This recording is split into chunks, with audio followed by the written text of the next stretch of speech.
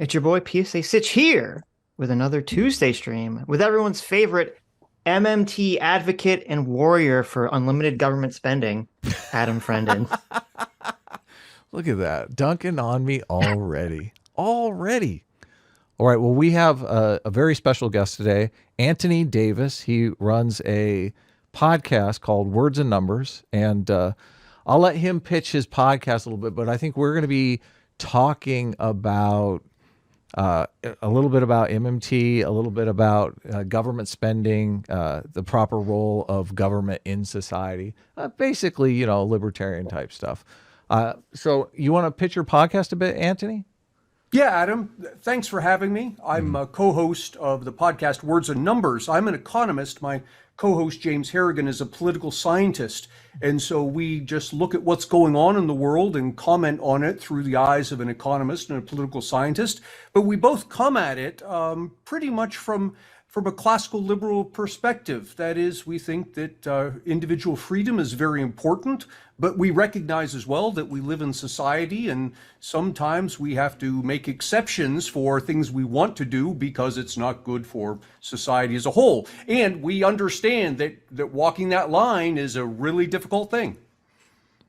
Yeah, cool. So I was telling you a little bit before the show began that we obviously we talk about economics from time to time, but we're constantly getting this charge from the various libertarians in our audience that we are mischaracterizing, libertarian philosophy or whatever. I watched a video of yours before this began, and I didn't see a lot of disagreement between you and I on the economics front. One of the things that I'm constantly bringing up is the fact that inflation is, or specifically price inflation. Price inflation is caused by a difference between the amount of money in the economy and the amount of stuff in the economy. It's like you're trying to balance production with the money supply.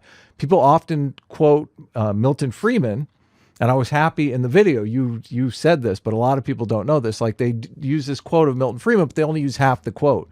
It's a very famous quote. It's inflation is always and everywhere a monetary phenomenon in the sense, that's where they just truncate it. They're like, it's always a monetary phenomenon. But if you continue in the quote, it says, in the sense that it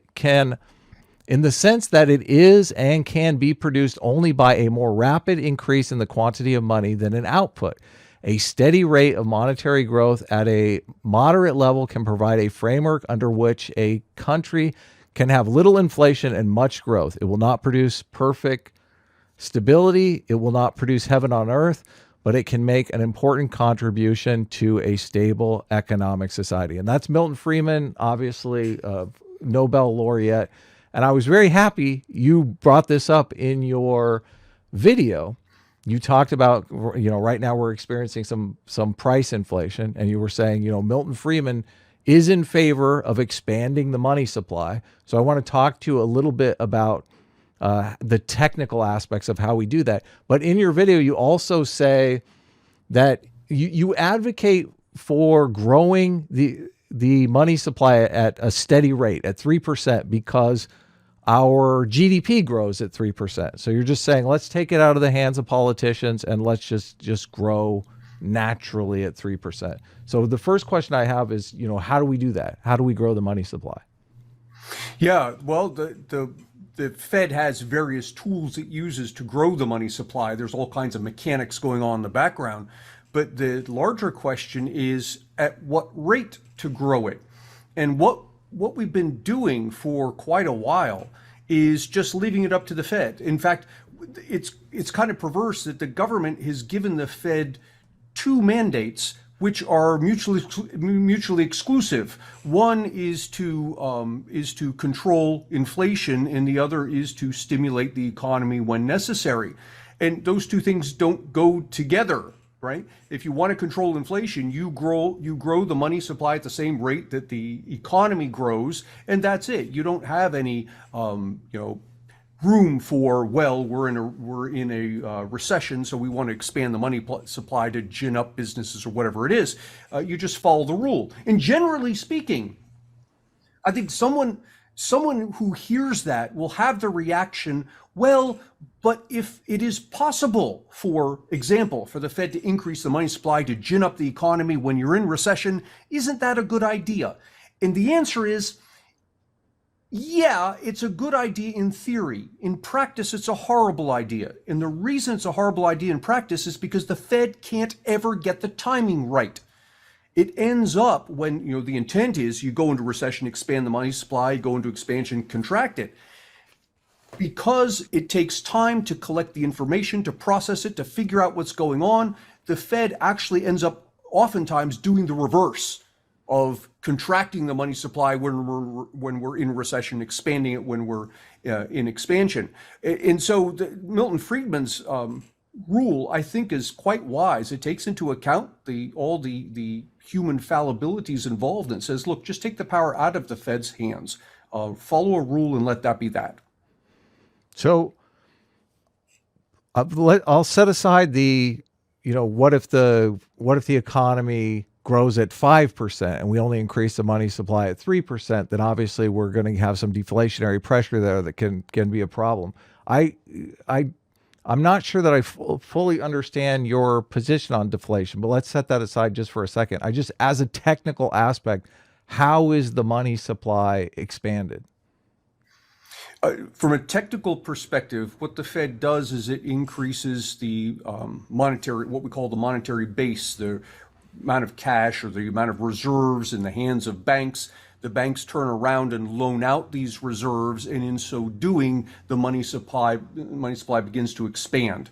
You can see that in an example. When you go to a bank to borrow money, the bank hands you a checkbook and says, here's the money we're loaning you, go spend it. Well, that checkbook just appeared out of thin air, in a sense. The bank created this money when it gives you this checkbook, and you go and you start to spend it. Joe, I'm great. So many people believe that we still live in the fractional reserve world where, obviously banks are giving out savings. But yes, I totally agree with you. As soon as you go to the bank and get a loan, you want to start a restaurant, the bank loans you the money to get a restaurant. That money is created out of thin air. And one of the reasons why I think obviously we should make those loans is because there's an implicit individual agreement here that I'm going to increase GDP because I have to make enough money to actually pay the loan back, and then obviously make some money for me as a profit, and I'm going to be creating jobs in the economy and whatnot. So I think that loaning money out is a great way to increase GDP because of that promise relationship. But is it Milton Friedman that says you can't push on a string? Right, I think so. Yeah. So if we're in a downturn in the economy, the idea that I'm going to go to the bank and get a loan to start a restaurant is probably not going to happen. Nobody's going to be getting loans. So even if the Federal Reserve, says, come banks, as much money as you need, give out loans, but nobody is actually taking loans. A lot of people will say government spending is the other way to increase the money supply. Yeah, and this was the basis of Keynes. I shouldn't say it's the basis of Keynes' theory, but this is what politicians point to when they quote John Maynard Keynes. And they say, Keynes says that the government has a role here. When we go into recession, government now spends because the rest of us aren't spending, and that can gin up the economy. And politicians do this interesting thing. They quote Keynes when Keynes says in times of recession, the government should increase spending. What they don't do is quote his next sentence. Mm-hmm. His next sentence is, in times of expansion, the government should retract the government spending. And so somehow this call that Keynes gives for the government to actively manage the economy through spending and through cutting back of spending, it all of a sudden becomes a one-way ratchet. That we only ever increase. We get a recession, politicians called for increased spending. Expansion comes along, they never cut it back. Next recession comes along, they call for increased spending. If you want a good example of this, look at what happened with COVID. Prior to COVID, we had multi-$100 billion deficits. COVID comes along and we run probably the largest deficit we've ever run. It was over $2 trillion. We did that for a couple of years. COVID's done. Now, government spending did cut back, but it never went back to what it was pre-COVID. This Congressional Budget Office now anticipates that we're going to have deficits for each of the next 10 years, averaging about $1.5 trillion. Okay. So I do get that, and I do understand, even from a typical MMT perspective, they would say that the reason why government doesn't cut back on spending is because they have an inaccurate model of the economy. Like the politicians will say, oh, our tax receipts are high because, there's all this productivity out there, so we're able to gain higher taxes, and since we have higher taxes, we can use that money for spending. When the opposite is true, actually, they should be pulling back, as Keynes said.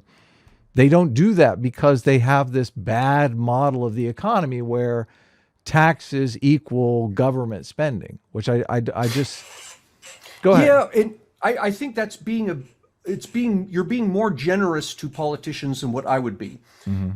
The thing we have to remember is the politician's goal is not to manage the economy well. It's not even to do what's in the best interest of society. The politician's goal is to get elected. I agree. And unfortunately, one of the ways that the politician gets elected is by promising people things. And so, if you elect me, I'll spend lots of money, it'll create jobs, and you'll get some stimulus or whatever it is. And so you vote for me. And you'll vote for me even if you think it's bad for the economy in general, because it's particularly good for you. And you take that phenomenon, multiply it by 535 members of Congress, and all of a sudden, you've got a recipe for these gargantuan budgets that do nothing but spend, and never do we cut back on anything. Yeah. So, but it sounds like we're in agreement. Like, obviously, I think, politicians are lying, thieving cheats who just want to get elected in the next election. Like, I'm very cynical about politics. I just think, very much like a free market sense, the electoral system somewhat aligns their goals with the populace, because they're going to throw out different policy prescriptions that people want. So they're going to vote for those policy prescriptions, and that's going to keep them in office.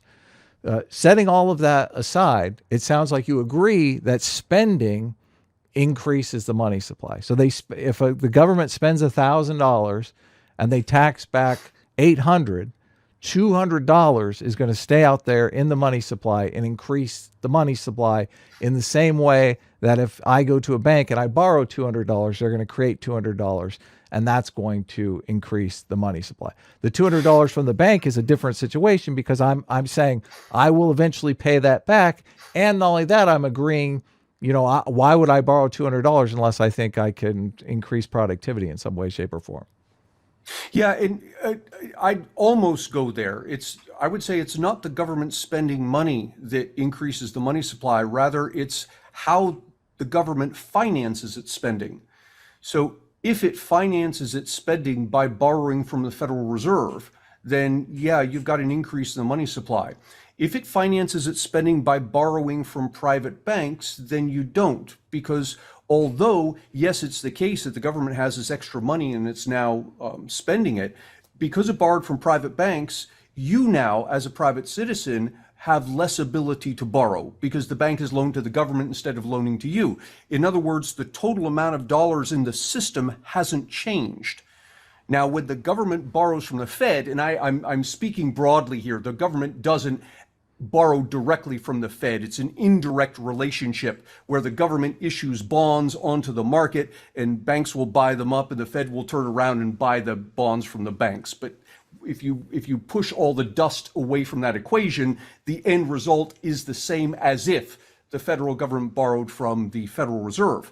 If that happens, then you do have an increase in the money supply, because money in the hands of the Federal Reserve is external to the system. It's not part of the economy. You've got this injection of dollars, and that's exactly the problem you were talking about earlier, that all of a sudden you get more dollars chasing fewer goods, and that's what gives you inflation. But when the government passes some kind of spending bill, they don't, it's strange to me, you're saying that they borrow money from private banks to achieve that spending bill? The Treasury just prints money.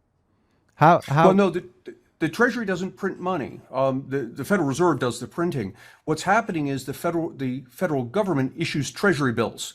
And I say borrow from banks, and banks are major purchasers of Treasury bills, but okay, so so too now are I individuals. understand. Now I understand what you're saying. So this is where, my understanding, which is generally the MMT understanding of the system. I think of Treasury bills completely differently than you do. And is this classical economics, or is this like Austrian school economics? So I think this is just straight up monetary economics. Well, I mean, a Treasury bill is an instrument. It's a savings vehicle from the bank's perspective. But you're envisioning the Treasury bill as a borrowing instrument for the government, which I don't. Yes. I don't take that step because But both they, of those things are correct. What you just said. yeah, but they create the Treasury bill. They can create as many Treasury bills as they want to create. Sure. The purpose, from my perspective, and tell me if your perspective is different. From my perspective, the goal of the economy is to balance the money supply against the products and services in the economy. And if they get out of balance, you get price inflation, obviously. Like if you have a huge addition to the money supply and the products don't grow, you're going to get inflation, right? Yeah, sure. If it's the opposite, you're going to get deflation. So the Treasury bill for me is like a savings vehicle for people to basically sop up purchasing power. So if the government creates a bunch of extra money in the money supply for through spending, and they want to obviously lower the money supply to sop up that purchasing power in people, they will entice people to give up their dollars by turning those dollars into Treasury bills. But they don't need those dollars to spend on anything. They just don't want the economy to overheat. They don't want inflation.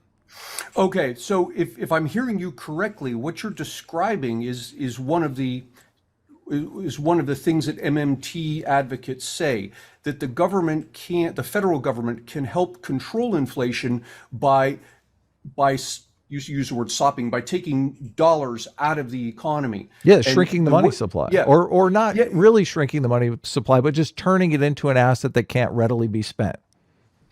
Okay, so in this case, what I hear you describing is the government issuing Treasury bills. We give the government our dollars in exchange, and then the government just sits on those dollars, taking them out of the economy in effect. Yes.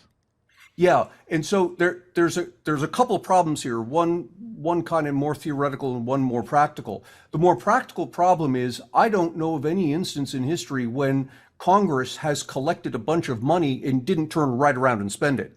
So we're asking a lot of Congress here to sop up this money and not turn around and spend it. But when they're spending it, they're just creating new money. It's an asset swap.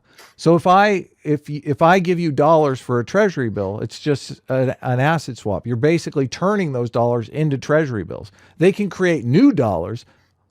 So that's the difference there. The only entity that creates the new dollars or allows the new dollars to be created is the Federal Reserve. I agree. When the government issues a Treasury bill, so it sells it to you, you give your dollars to the government, the money supply hasn't changed. The money's changed hands. The dollars have gone from you to the government, but the total amount of money in the system hasn't changed. Can you say that again? Yeah. So I'm the government. I sell you a Treasury bill. You give me your dollars. Right. The dollars have moved from you to me, the government, but they haven't left the system. We've got the same total number of dollars after as we had before. They've just moved around. Yeah, that's why I called it an asset swap. So my point is the dollars are still there. We haven't changed the money supply. Mm-hmm. This is the what is the advantage of thinking about it your way over thinking about it the MMT way? The the way I'm describing it is what I would call standard monetary economics. It's not Austrian, it's just standard monetary economics. The MMT way of thinking about the money supply, thinking about the government's relationship to the economy is a little bit strange. They start off by making arguments that I don't entirely follow, and I'm not at all convinced or correct about how the money is created, but that's neither here nor there. I think when all the dust settles, what the MMT people are saying are two things. The first is the government can issue more money, actually talks about the Federal Reserve. The Federal Reserve can print more money, and this money can be in circulation, and we don't have to worry about inflation because the dollar is a reserve currency. I think that's a mischaracterization, but continue. Well, what they mean by that is because the dollar is held worldwide as an asset, if the money supply increases, yes, we'll get inflation, but that inflation's not going to impact just dollars in the US, it's going to impact dollars everywhere. So in effect, we have the ability to print money and spread the pain of inflation globally. So we don't feel the full pain of this inflation. So this is the first thing that the MMT advocates say. The second thing they say is, if inflation does become a problem, the government can tax the money out of the system. So this is the idea where the government raises taxes, pulling the money out of the system, and it requires the government to hang on to that money, keep it outside the system. And so we contract the money supply, we don't get inflation. Here's the problem with that argument. We've just succumbed to a bait and switch. You agree that taxes decrease the size of the money supply, right? Taxes decrease the size of the money supply only if the federal government, when it collects those taxes, holds them outside of the public monetary system. Do you? That is, if it held them in the Treasury, for example. Right. Okay. Warren Mosler says that there's no bank account flow between Treasury and the IRS. Can you dispute that claim that he makes? Because that for me, because what you're saying, people are envisioning the IRS collecting dollars and then those dollars moving from an IRS account to a Treasury account, and then Treasury or to a Federal Reserve account, and then the government spending those dollars again. But Warren Mosler very much says that's not the case. Like the IRS and the Treasury don't have any common bank accounts. When the IRS collects money from us, it is deleted from existence. When the Treasury and Federal Reserve spend money, new money is created. So that for me would be like the smoking gun that, MMT is incorrect if there was obviously an account where the IRS was sending money to the Treasury. Yeah. So I don't know the particulars of this because we're getting down to the details of you send a check to the IRS, what happens to it? To my knowledge, what happens is that money goes into the Treasury. The IRS is a portion of the Department of the Treasury. It goes into the Treasury, but also my understanding is that money is either very quickly spent, or if it's not going to be spent immediately, it's moved into a commercial bank account so that you don't get precisely the effect you're describing of you pay your taxes and all of a sudden there's less money in the system because the government's sitting on it, having taken it outside the system.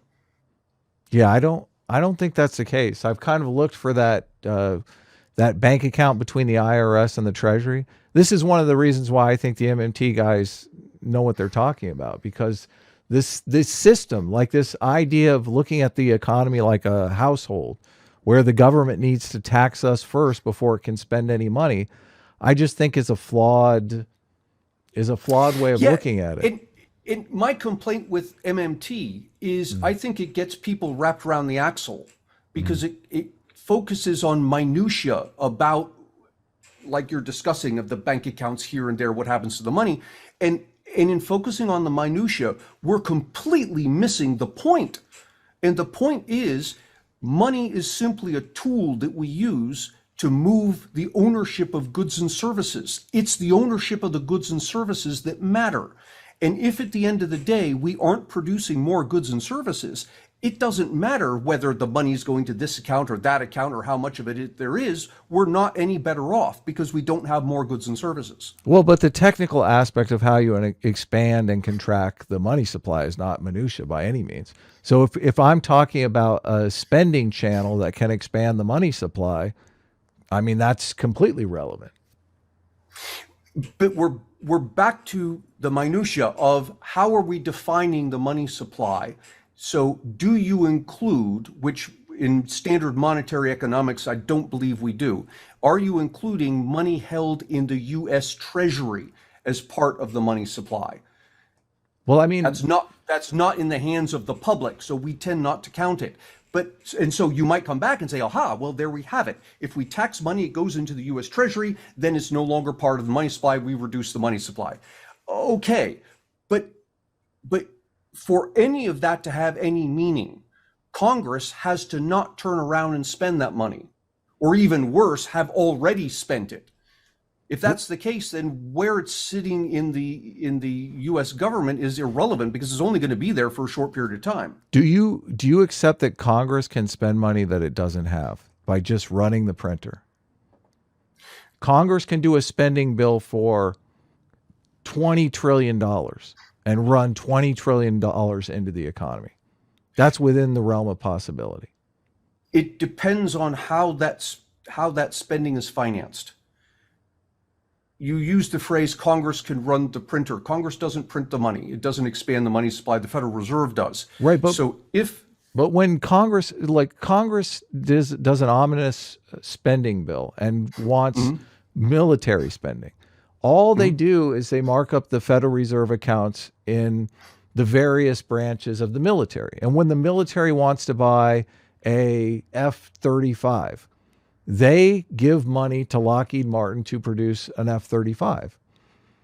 But where did that money come from? Where'd the money come from? They created it out of thin air. They wrote a spending bill. The Federal Reserve, I mean, this is the MMT people, they always point to this clip of one of the Federal Reserve, one of the heads of the Federal Reserve, Alan Greenspan, where they, he basically says that, there's no danger of us running out of money. We can create as much money as we need to, but the problem is you have to have the amount of, resources, goods and services, labor, steel, whatever it is, to match that amount of money that you create. One of the reasons why people are constantly talking about the debt being more than the GDP is because in their minds they think, okay, well, the GDP produces a certain amount of wealth a year,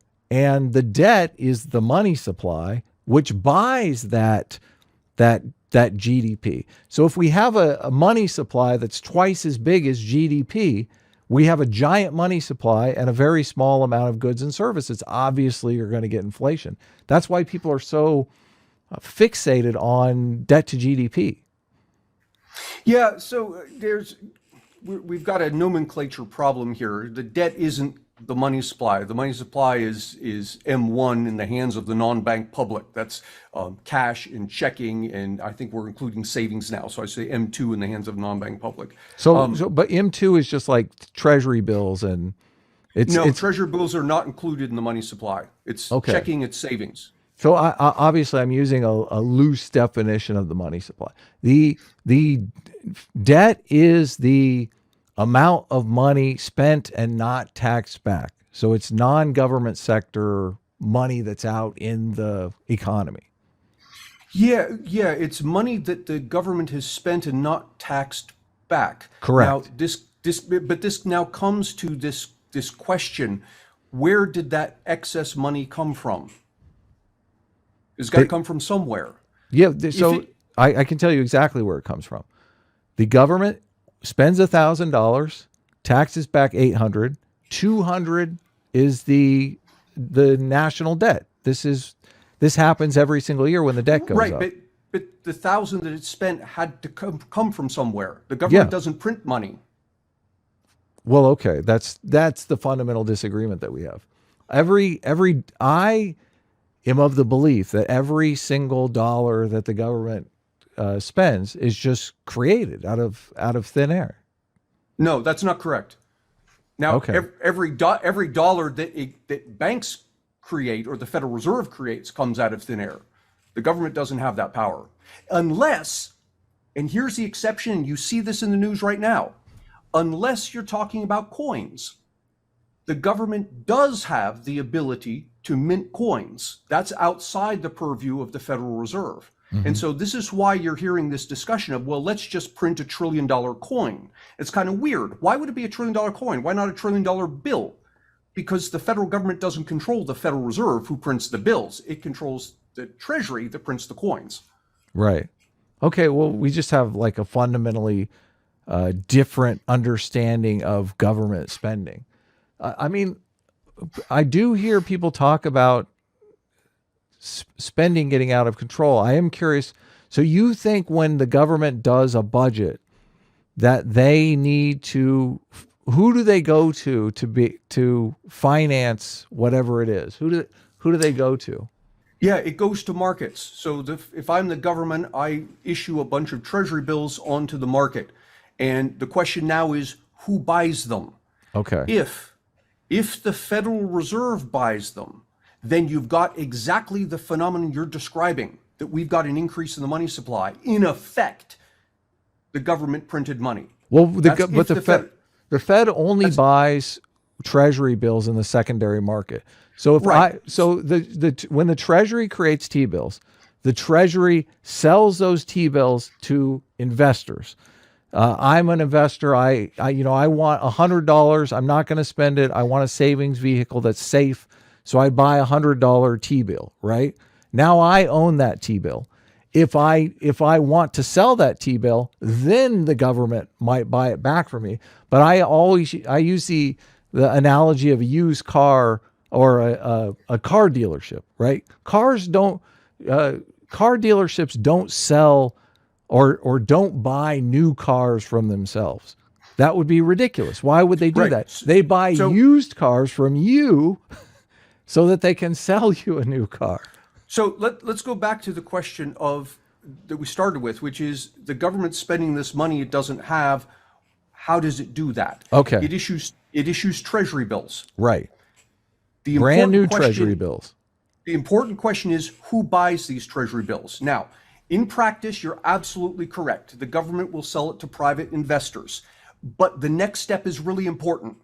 Mm-hmm. If the private investor then turns around and sells it to the Fed, then in effect, you have the same outcome as if the federal government issued the treasury bills and the Fed purchased them. Right, okay.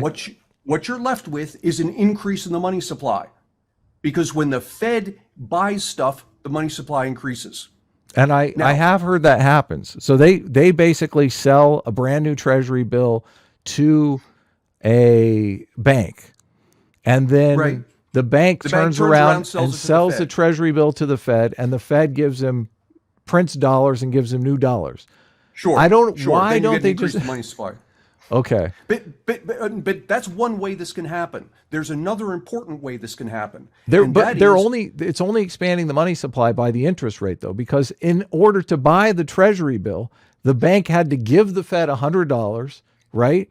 They get the T-bill, and then they sell the T-bill back, and the Fed gives them their $100 back. What is the purpose of this? Well, the bank would have sold it to the Fed at a profit. So it buys the treasury bill from the government for $100, sells it to the Federal Reserve for $101. Right. So they made a whole dollar. And the banks do this all day long because they love to make the extra dollar. But so you increase the money supply by $1.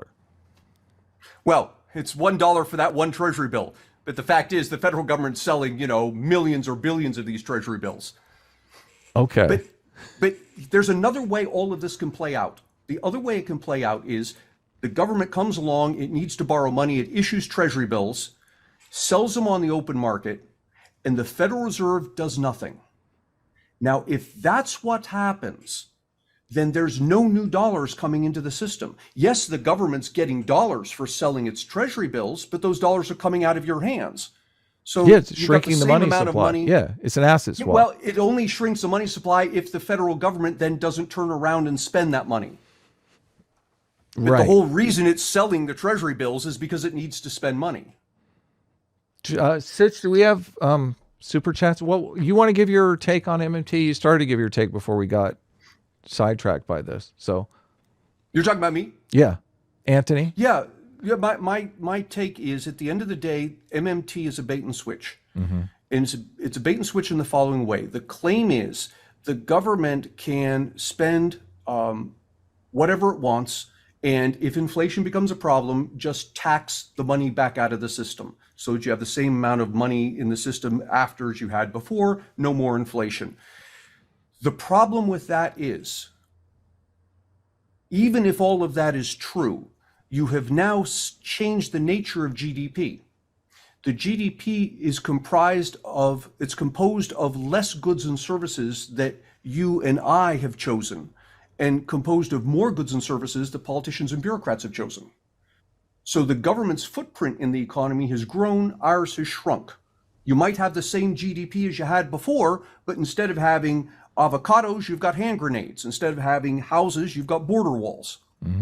Do you have a certain amount of government, like a percentage of the GDP that should be for government spending in the same way that you have the growth thing? Yeah, I do, actually. And it's not because I think this is right. It's because I look back and historically, this is what has always been. And the answer is about 18%. Okay, so you think government spending should be 18% of GDP.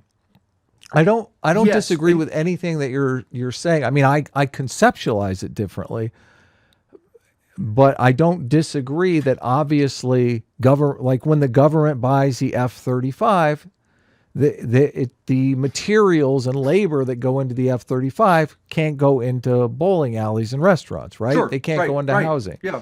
So That's exactly right. obviously the government does create, obviously the justice system is a certain percentage of GDP that I would argue property rights are the foundation of Western civilization. We need a justice system to ensure property rights. We need a justice system to ensure freedom of speech. All of these things I do think create a more productive economy.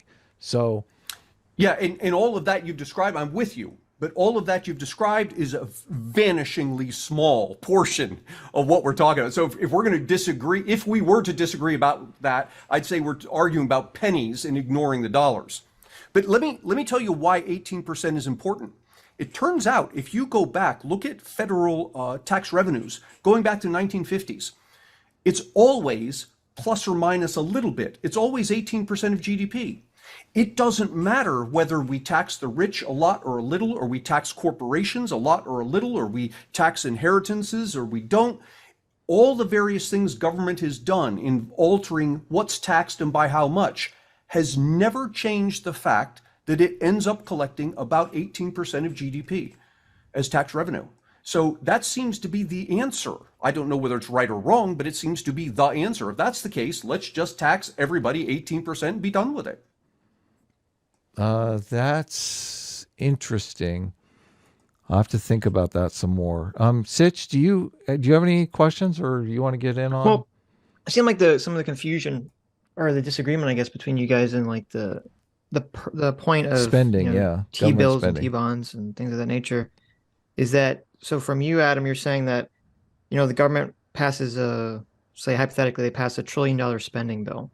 So the government creates $1 trillion out of thin air, and then they create, or somebody creates $1 trillion for the government out of thin air. And then they create $1 trillion worth of, bonds or treasury bills to kind of counteract the inflationary effect of the creation of that money.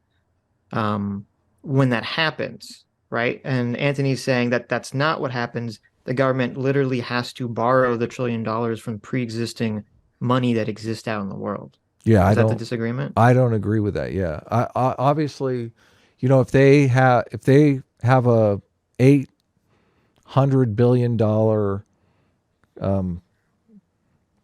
for military spending, the Federal Reserve is just going to spend $800 billion, and obviously they'll tax back. The IRS is going to tax back a certain portion of that, but they might not tax back the full 800 billion. And obviously whatever they don't tax back is going to be left out in the economy. At the end of the year, this is called the debt, and they charge the Federal Reserve to sell treasury bills equal to the amount that they didn't tax back in spending. And those treasury bills are designed to take dollars out of the economy and offset purchasing power of individuals. Obviously, you can't spend a T-bill at the grocery store, so it's not going to be bidding up the price of milk and eggs. Yeah, you can't spend the T-bill, but the government can and does spend the money that the T-bill represents. So the money gets spent regardless. It's just the government that's spending it instead of you. Right, Well, but how though? But wait, so I think the confusion is Adam is not saying, or the MMT perspective is not saying that, like if the government issued treasuries, but then didn't actually spend the money, then yeah, it would shrink the money supply. But if they're spending or creating money, and then they issue a corresponding treasury amount, it's only temporarily offsetting the inflationary effect of creating the money, right? Yeah, see, I'm tripping over when you say when the government creates the money, because the government doesn't create the money. It issues the treasury bills, but there's no new money created unless the Federal Reserve ultimately purchases some of those treasury bills. So who prints dollars? The Federal Reserve. Right. So is the order of operations that the Federal Reserve, so first a treasury is created first, and then the treasury buys, or the Fed buy it, and then they create the money? Is that what you're saying? I'm not sure what you mean by the Treasury's. Yeah, the Treasury prints the Treasury bonds. Right. So it can create as many Treasury bonds as it wants. Treasury bonds aren't money. Right, but I'm saying you're saying it does that first, and then in order for new money to come into existence, the Fed has to buy one. Yes, okay. Exactly. Okay. I mean, I don't know now, anything about economics. Part of this conversation, part of this conversation is moot when we all admit that the Federal Reserve, we can say it's an independent organization, but the fact is it was founded by Congress. Congress can unfound it at any time it wants. And so we use the word, when we talk about the Fed, we talk about it as if it were independent, and it's kind of, I wouldn't say it's not independent, but it's kind of quasi-independent. Right. If you get what I mean. Yeah. Well, I mean, I thought you were making the distinction and that we were kind of not making the distinction, but you're saying the distinction is kind of irrelevant. I'm saying the distinction can be irrelevant, and we may reach a point here, and I was afraid that we're coming very close to it with COVID. We may reach a point where by necessity, the distinction becomes irrelevant, because we can get into a situation where the federal debt and deficit are so large that the Federal Reserve has to choose between two evils. One evil is printing the money, and we have to live with inflation. Whoa. Hold on here. You just said we can't print the money. Like, I don't like... The Federal Reserve. So the Federal Reserve can print money? You said they had to finance it. No, I said it's the federal government that can't print money. Right. The Fed prints it via, the Treasury can't print it, the Fed prints. So the federal government can't just create money out of nothing. If the government creates a spending bill, they want to send out checks for COVID or whatever, they can't just create money out of thin air. They have to contact the Federal Reserve and say, listen, we need more money in our account. you need to call the IRS and tell them to tax more people and send you the money. This is why it's like that doesn't happen. No. What happens is the federal government issues treasury bills. Okay. So, And so they just create the treasury bills out of thin air then?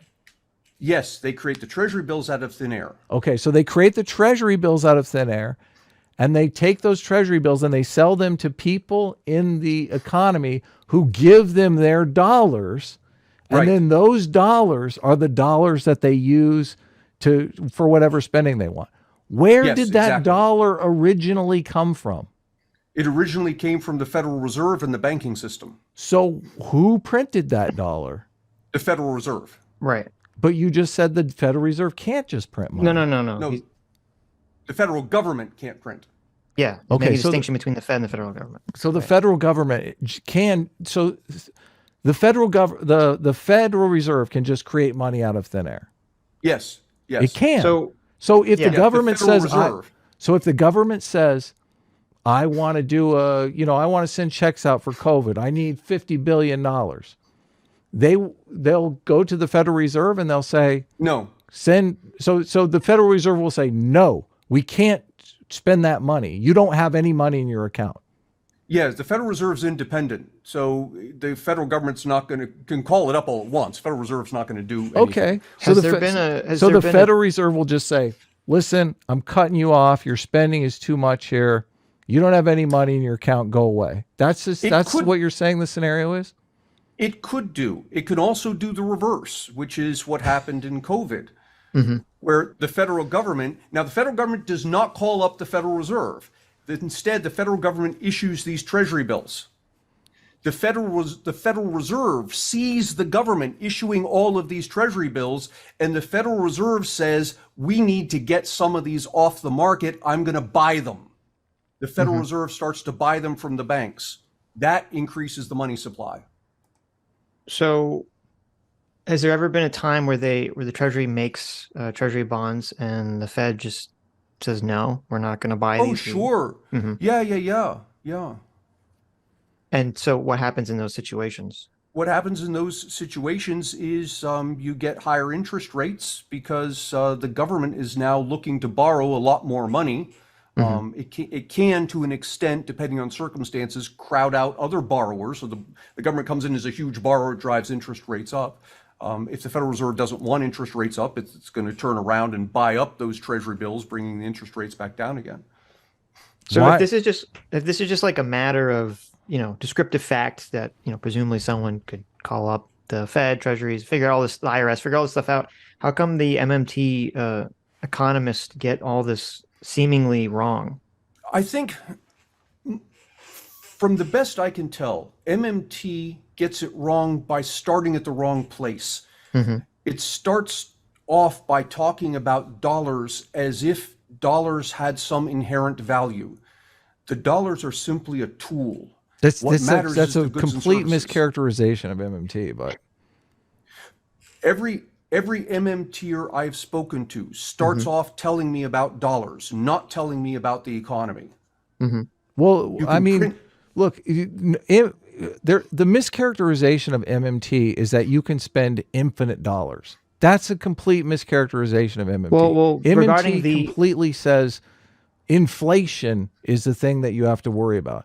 There are, like, in the exact same way that Milton Friedman says you have to balance production with the size of the money supply, MMT says the same thing. They're just saying that since you have 5% unemployment, if you're just paying people to sit on their asses, that's potential production that could be employed actually doing things. So that's I'm not claiming that MMT says you can print as much money as you want. I am saying that MMT advocates, Stephanie Kelton amongst them, has said we can print money to pay for what the government wants. We don't need to worry as much about inflation because the US dollar is a reserve currency. no. And if That's inflation does become a problem, we can tax off the surplus to bring the money supply back down. They say we don't have to worry about bankruptcy. They say all we have to worry about is inflation. So all the scaremongering about bankruptcy is misplaced. And the bankruptcy becomes a bit of a bait and switch also, because, and I'll agree here 100%, we do not have to worry about the federal government going bankrupt. The Federal Reserve isn't going to allow that. But here's the problem. This is where the bait and switch comes in. If, for example, we have loaned the federal government $30 trillion, and the federal government is in danger of bankruptcy. So the Federal Reserve comes along and it prints all this money so that the federal government doesn't go bankrupt. Well, what happens? What happens is that we get our $30 trillion back.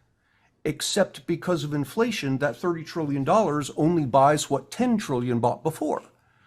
And so in the one hand, you can say, well, the federal government didn't go bankrupt. It borrowed $30 trillion and it paid back $30 trillion. To which an economist would respond, but you're focusing on the dollars. You're missing the point that the government borrowed $30 trillion worth of purchasing power and only paid back 10 trillion worth of purchasing power. In terms of the actual real economy, the government did go bankrupt in that it did not pay us back what it promised. It paid us back the number of dollar bills, but it did not pay us back the purchasing power. Well, I mean, it could technically if the level of goods and services continues to increase, obviously. I mean, I would point to the technological growth, like what you can buy today with $1,000 is a lot better than what you could buy with $1,000 100 years ago or 50 years ago. Sure, so, but that economic growth combined with low inflation gives me much more purchasing power than that economic growth combined with inflation. Right. But isn't the thought process that you need, the government kind of creating the deficit allows spending, which allows the economy to grow at some certain rate. And if you cut that down, the economy would grow slower. Yeah, I don't buy many arguments that the government has much of a role to play here in economic growth. Economic growth largely is a private sector phenomenon. Okay. So I do have one question. I'm just curious as to how the MMT people would get, or how, I don't understand how there's like a disagreement about like just the descriptive reality of how money and treasuries work, because that just seems to be something that like could just be checked. And I guess I don't understand why MMTers have such this weird, or from your perspective, this weird view of it working that you disagree with. I don't know either. And I don't want to be ungenerous to MMTers, but I have to state the fact. No, be brutal. That MMT is a fringe area of thought that, in my opinion, would never have seen the light of day had it not been for the fact that MMTers are saying words that Bernie Sanders and people like him want to say. That is, the federal government could go ahead and spend as much money as it wants. And so the MMTers get press that they wouldn't have gotten otherwise. And it's a press, it's in the popular media way outsized compared to what it is in the academic press. Are you in favor of austerity? What do you mean by austerity? Tightening our belts, the government not spending when we go into recession, the government not taking up the slack. Yeah, I would have to say, if the government could do that well, I'd be more interested in it. Given that the government can't do that well, then generally speaking, when it attempts to do what you're describing, it ends up actually making the situation worse. So for that reason, I would have to say, yeah, austerity sounds like the lesser of the evils. Okay, so you are in favor of austerity. So are you in favor of abolishing the Fed? I'm going to cautiously say yes, and here's why I say cautiously. I think our money system should be privatized. There's no reason for the federal government to control the money supply any more than there's a reason for it to control the supply of any other good or service. It's not something that politicians and bureaucrats are particularly good at. It is something that markets are particularly good at. So in that situation, wouldn't there be multiple competing money supplies? So, obviously Safeway would have their own currency and, Alpha Beta would have a different currency. Yeah, you'd have competing monies in the same way. If you want an example, look at cryptocurrency. You have a bunch of competing cryptocurrencies in the same manner. Now, you could look at that and say, well, that's stupid because I'd have to be carrying around 20 different currencies just to go shopping. To which I respond, no, that's not the case, because that's a huge pain point for you, the consumer. Anytime you see a consumer with a pain point, there's an entrepreneurial opportunity. There's an opportunity for me as an entrepreneur to come along, issue a single currency that in the background, such that you don't even see it, I'm going to move it back and forth between currencies for you, so you don't experience any of that. And if you want an example of this, we experience it right now. Go to Europe, go to any foreign country, and buy something using your American credit card. And you don't have to worry about what are the exchange rates, what's the local currency, all of that. You just swipe it, and in the background, MasterCard is going to handle all of that stuff for you. The same thing would happen here. Sitch, I'm sure we have a bunch of questions from the audience / super chat. So maybe going MMT after sounds us. like bad accounting, says William Vance. If Treasury bonds remove money, but then that money is then reissued, you have a credit debt imbalance. How can the government pay back those bills if they have no reserves? Robbing Peter to pay Paul. Yes. Yes. Yeah, the government lives in people. There's some disagreement as to whether we should liken it to a household. I think there are times and there are not times when you can make that comparison. But one possible comparison here is to a student taking student loans. And you look at the student and you say, how is this person ever going to pay this loan back? He's just taking this money and he's not producing anything, he's not generating any income. And in a sense, you could kind of think of the government that way, and the analogy goes further, because over time, what happens? Over time, that student with that student loan gets a job, starts to earn more and more money, he becomes more valuable, and so he can pay back that loan. So to the federal government, over time, the economy grows, the tax base grows, the federal government takes in more tax revenues, it becomes more and more able to pay off its debt. However, it never actually has to pay it off, because unlike the college student who eventually will retire and die, the government never does. And so it can carry this debt essentially forever. All it cares about is that it can make the minimum monthly payments. Right. Okay, well, so regarding the debt ceiling then, is the debt ceiling make sense? Or is it like a dumb thing that should be eliminated? Oh, the debt ceiling is a bunch of theater. Politicians, on average, going back to the 1970s, politicians have raised the debt ceiling every 8 months. Every 8 months on average. And how do you raise the debt ceiling? You raise the debt ceiling with the same number of votes that are required to raise taxes or to pass the budget.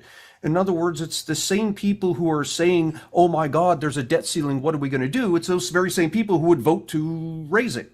So all that happens here is they impose this fictional limit so that the party that's not in power can say, look, you didn't vote us into power and all these horrible things are happening. We're bumping up against the debt ceiling, and this is voters, you need to vote us in next time. And the other party can say, look, we're trying everything we can to do what's right for Americans, but we can't get by this debt ceiling that the other party imposed when it was in power. And what's happening? They're all getting in front of TV cameras.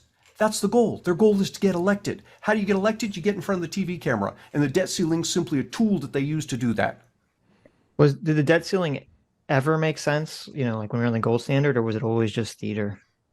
No, the debt ceiling never made sense. However, the gold standard did. The gold standard prevented the Federal Reserve from doing what it has been doing for many decades now, of just printing as much money as it wants. We as a society had 3 bulwarks against runaway government, and all three of them failed.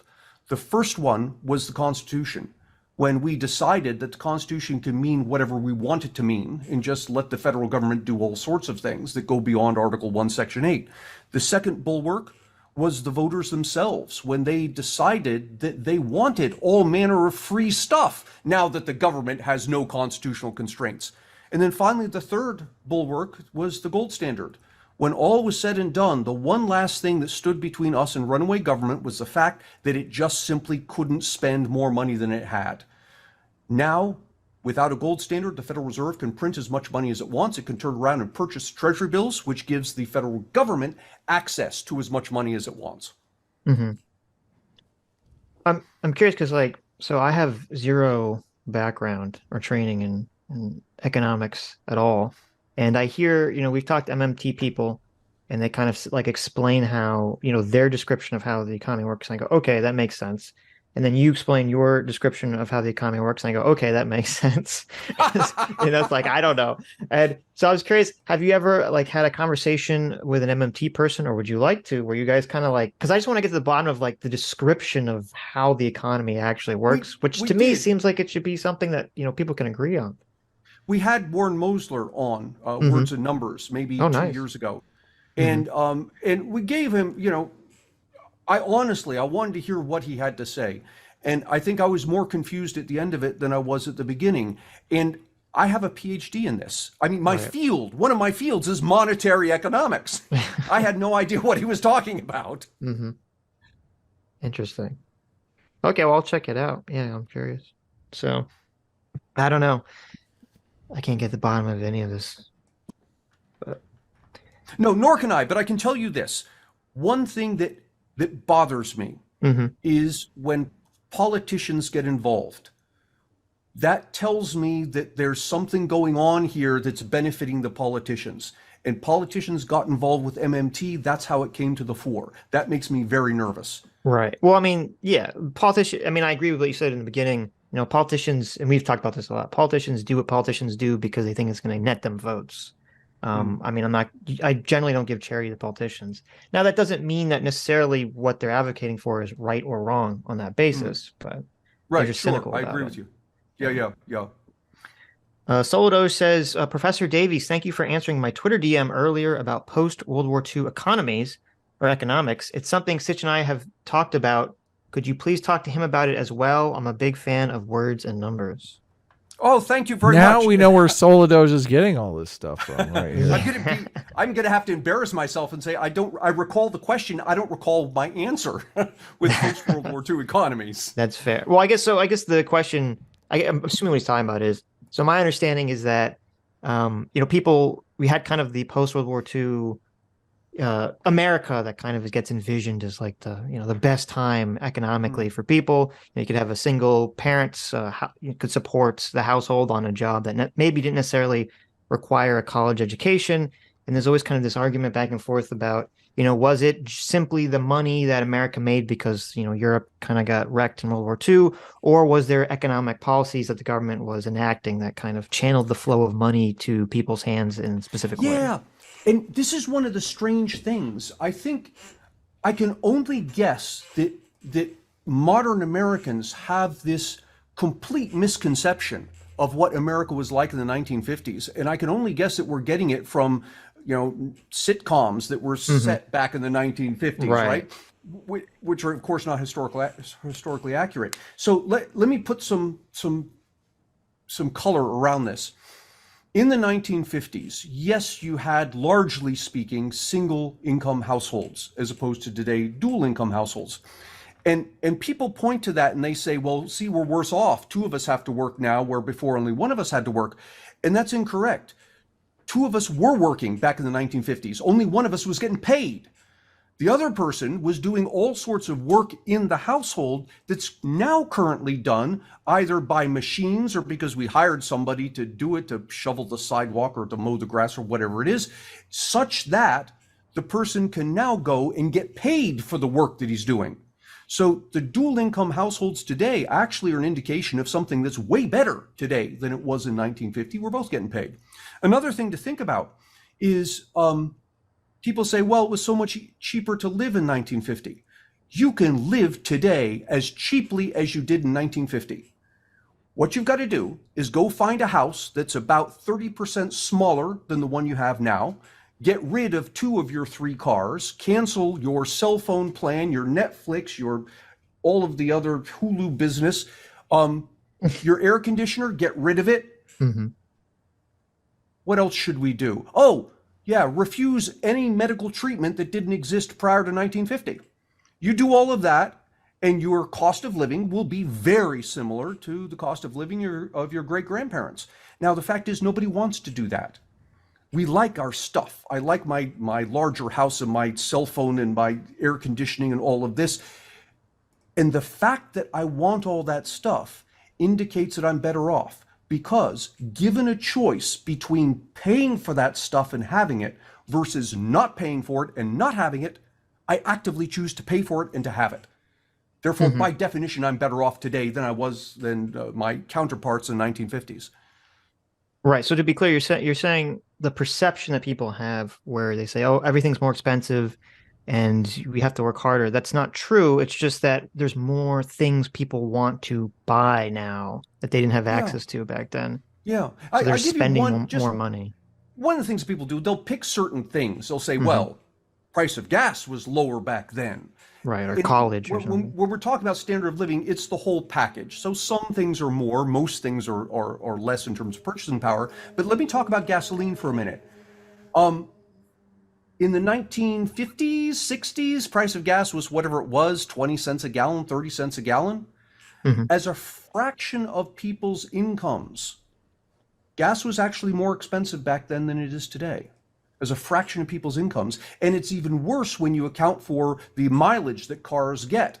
So really, when I buy a gallon of gas, it's not the gallon of gas I want, it's the ability to drive a certain number of miles. And the average car today gets 2-3 times the gas mileage that the average car got back in the 1950s. So when all the dust settles, in terms of how long do I have to work to be able to earn enough money to afford to drive myself 1 mile down the road, that amount of time I have to work today is less than it was in 1950. Interesting. So like when people, generally people on the left, they put up like the chart, and they'll be like, oh, this time period that we're kind of idealizing, the wealth, they say like, oh, the top 1% had much less of the money, it was much more congested in the middle. There was this great compression. Is that just part of the perception that we're kind of deluding ourselves with? Yeah, well, there's 2 things going on. It's part of the perception, but it's also the phrase the 1% had less of the wealth or less of the money. That phrase reflects a fixed pie fallacy, that the economy's this pie and the 1% had a smaller slice of it then, they have a bigger slice of it now. And the 1% probably does have a bigger slice of it now, but the pie is even proportionally bigger still. So that although my slice of it might be a smaller percentage than it was in 1950, the absolute size of my slice is way larger. Right. Well, I mean, that's unfortunately, it's just kind of the way that as humans we only see things, in that context of comparing it to something else. Yeah, and that's fine. That's the way we see things. I, as an economist, would argue, okay, yeah, it's a human condition. We think of things that way, but keep in mind that what's nagging at you is not fundamentally an economic problem. It's a spiritual problem, that you see this guy with stuff and you want it. And let me pause there for a minute, because when we talk about the 1% or whoever it is, and they have all this stuff that we don't have, we talk about inequality. We always look up. We always look up to people who have more than us and say that's not fair. Nowhere do I hear Americans turning around and looking down at the rest of humanity. Right. If you do that, you find that what in the United States we call poverty, literally $7.25 an hour full-time job, that's about $15,000 a year. That is what the rest of the world calls middle class. We have become so rich that what we call poverty, the rest of the world calls middle class, and we don't look at that sort of inequality. We just look at the things we don't have and say, well, that's wrong, that's not fair. Sitch, I don't want to interrupt you, but I want to go back because I never really felt like I could, steelman Antony's position on growing the money supply at 3% a year. I watched a Well, bunch of his stuff, and that mhm. seems to be his central thing. So Well, I I want guess to get before you that get back to that, I clear. just want to ask one additional thing, Okay, go ahead. which is that, I mean, first of all, I agree with what you're saying, Anthony. I mean, we talk about this a lot. A lot of people on the left and the right now, kind of, there's been a lot of populist movement on both sides that are like, everything is awful. We need to tear down, everything we've worked for and rebuild it. So, I mean, I agree. I don't think people appreciate kind of what we have so far. But what do you say to like the Zoomers and the millennials who, we see all these memes that they create where it's like the boomers could, go to college or pay for college, easily and then get a job and then buy a house. And like it seemed like from the millennial and Zoomer perspective, it seemed like the boomer generation had like all this easy pathway to wealth and a family where they say, oh, it's impossible for us to buy a house, it's impossible for us to pay for college, it's possible for us to, do all these to afford all these things that the previous generation could afford. Yeah, and again, the problem is we're comparing apples and oranges. What we want, we don't actually want what the boomers purchased. What we want is what we have at the prices that the boomers paid. Right. That's two very different things. Okay. So yeah, so it's just people want to buy a lot more things essentially that they Yeah. didn't have Now, access to now back then. I'll put one big asterisk there, Hmm. and that's when you talk about college education. Right. The cost of tuition has gone just astronomically through the roof. And if you look at this, what you find is that tuition started rising substantially at the same time that colleges and universities started bulking up on non-teaching employees. And you can see this. You see the same phenomenon in the medical field. If you look at the number of people who deal with patients, doctors, nurses, this sort of thing, compared to the number of people who are employed in hospitals who don't see patients, that skyrockets in the same way. And both of those things are happening for a similar reason, and that is the government loading up both of those industries with all sorts of regulations. It's very easy for Congress to say something like, look, you universities out there, you need to be admitting as many minorities as you are admitting majorities, and we need you to do that. That's a very easy thing for Congress to say, and it sounds like a pretty good thing for Congress to say as well. But here's the problem. Where the rubber hits the road, what does it mean? It means the university has to now go out and hire people to make sure that they're in compliance, to write up whatever reports that Congress is requiring to show that they're in compliance or not in compliance, get in compliance, figure out how that can happen. And all of a sudden you get this explosion of employees in the industry who aren't actually teaching anything. They're there to manage the institution with respect to whatever regulation the Congress has imposed on it. And I'm not suggesting we shouldn't impose regulations. I am saying that it comes at a cost. And part of the cost, I think, is this explosion of the non-medical people, the non-teaching people in those two industries. Well, like with colleges, it seems to me that there's been this weird, for both private and state schools, there's like this weird amount of competition that I'm assuming didn't exist, in the 50s and 60s, where I mean, I wasn't alive back then, obviously, but in the 50s and 60s, I'm assuming people went to college. There was probably a cafeteria, there was dorms, I'm sure there was, pool and a football field and things of that nature. But nowadays, it's like, there's these massive rec centers, there's these massive food courts, there's all these, like, there's just massive infrastructure and entertainment facilities and all sorts of things that are put into colleges, which were not put into colleges, 30, 40 years ago. And I'm assuming Yeah. that doesn't have anything to do with government regulation.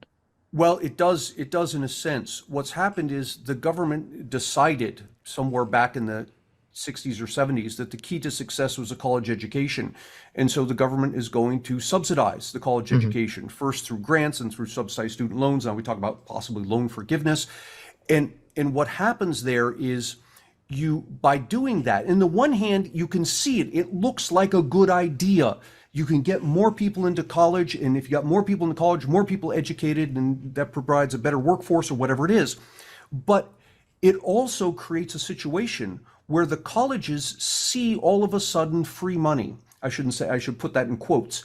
What the colleges see is the ability to go to a prospective student and say, come here to this university and pay us $40,000 a year. And the student says, I can't afford $40,000 a year. And the college says, we'll help you fill out the federal forms that will give you the subsidized student loan that makes this possible. And you can see what's happening. All of a sudden, the universities are using students as tools, as inputs to generate money from the government. Right. Okay. I understand what you're saying. Adam, you want to ask your question? Well, originally, so you had said you want to grow the money supply at 3% a year. You So- probably, and that's just and off you- the cuff because that's general. That's generally Right. No, speaking, the I growth got, of the you rough economy. numbers here. And you said growing, that would be by giving banks access to reserves that they can loan out to people. Mhm. And what if the population, we're in a recession, people don't want to take out loans, they just want to save their money. So when we're in that sort of situation and nobody's taking loans, how do you increase the money supply by 3%? Yeah. This is the downside of the 3% rule, that you cannot react. You're in recession, and naturally in recession you want to increase the money supply, and you can't. You got to grow at 3%. That's the downside. Well, no, you There's can't. You literally can't grow at 3% because no one's taking loans. You're not growing the money supply. Oh, yeah. Well, there are people taking loans.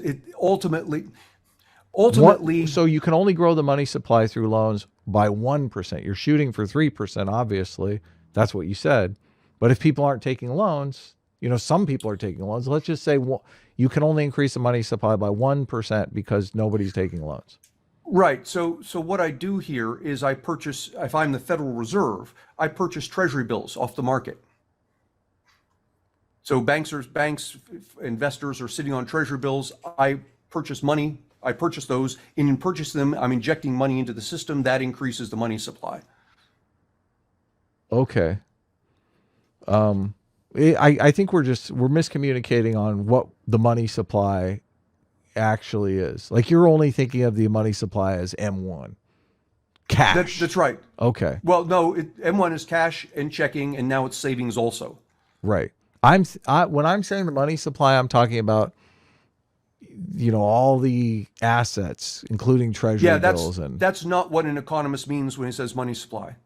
right. When we talk about money supply, it's, this is why I'm making it clear here.